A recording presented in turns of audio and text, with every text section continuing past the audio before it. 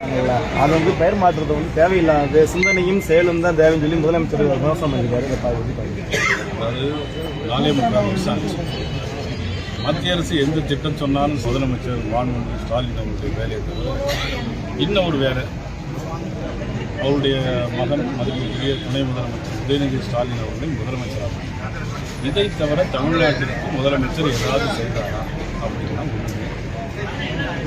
மத்திய அரசு எந்த திட்டம் பண்ணுறது எதிர்த்து இவங்க மட்டும் பேரில் மாற்றி மாற்றி இப்போ என்ன பேருங்க மக்கள் என்னன்னு வச்சிருக்கிறாங்க. குரோத்னா என்ன மக்கள், இதில் என்ன குறைபாடு கண்டுபிடிக்க முடியும்? உள்துறை அமைச்சர் அமித்ஷாவோட அறிவுறுத்தின் பேரில் தான் வந்து முன்னாள் அமைச்சர் செங்கோட்டையன் வந்து தாவேக்காவுக்கு போனதாக வந்து உதயநிதி ஸ்டாலின் வந்து குற்றம் சாட்டியிருக்காரு.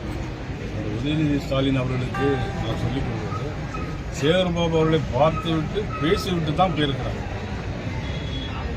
இது கூட நம்ம துணை முதலமைச்சருக்கு தெரியல அப்படின்னா அப்போ யார் சொல்லி போயிருக்காங்க? அவர் சொன்ன மாதிரி சொல்லி போயிருக்காங்க.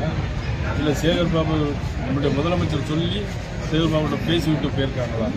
மக்களை குழப்புகிற வேலையாக தான் இன்னைக்கு துணை முதலமைச்சருடைய வேலையாக இருக்குது. சார், பாஜகவோட ஸ்லீப்பர் செல் தான் செங்கோட்டையன் அப்படின்னு சொல்லி அமைச்சர் அல்பரி சொல்லியிருக்காங்க.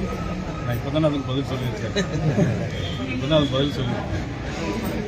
அதாவது மதிப்புக்குரிய அறநிலைத்துறை அமைச்சர் சேகர்பாபு சந்தித்து பேசிவிட்டு என்ன பேசிவிட்டு போனார் என்று யாருக்கும் தெரியும். அதன் பிறகுதான் தமிழக வெற்றி கழகத்துக்கு கிடைக்கும். சார், செங்கோட்டையன் ஒன்று சொல்லிக்கிட்டே இருக்காரு, எம்ஜிஆர் வழியில் வந்து நடிகர் விஜய், தாவேக தலைவர் விஜய் அப்படின்ற குற்றத்தை. இதை விட வேடிக்கையான விஷயம் ஒன்றுமே இருக்கு. நாங்கள்லாம் ரொம்ப பெருமையாக நினச்சிட்டு இருந்தோம். அண்ணன் செங்கோட்டையன் அவர்கள் 50 ஆண்டுகள் அரசியல் அப்படின்லாம் பேசிட்டு இருந்தோம். ஆனால் புரட்சித் தலைவர் எம்ஜிஆருடைய வழி என்ன, இவருடைய வழி என்ன, புரட்சித் தலைவர் எம்ஜிஆருடைய கொள்கை என்ன, இவர்களுக்கு என்ன கொள்கை? ஆக நான் யாரையும் குறை சொல்லலை. இவருடைய கொள்கை என்ன, இவருடைய கொள்கை என்ன, என்னுடைய கேள்வி அது. இது கூட அண்ணன் செங்கோட்டையன் அவர்களுக்கு தெரியவில்லையா? சார், இப்போ வந்து தேனி மாவட்டத்துக்கு வந்து நீங்க வந்து தொடர்ச்சியா வரீங்க. அப்ப தேனி மாவட்டத்தில் ஏதேனும் தொகுதியில வந்து பிஜேபி சார்பாக போட்டியிட வாய்ப்பு இருக்கா சார்? தேனி மாவட்டத்தில் ஏற்கனவே நிறைய வேட்பாளர் இருக்காங்க. வலது பக்கம் ராஜபாண்டி இருக்காரு, இந்த பக்கம் பொறுப்பாளர் ராமன் இருக்காரு. இப்ப எல்லாரும் மரியாதையா வந்து போய் கூட்டிட்டு வர்றாங்க. போட்டி போடுறோன்னு சொன்னா அவ்வளவு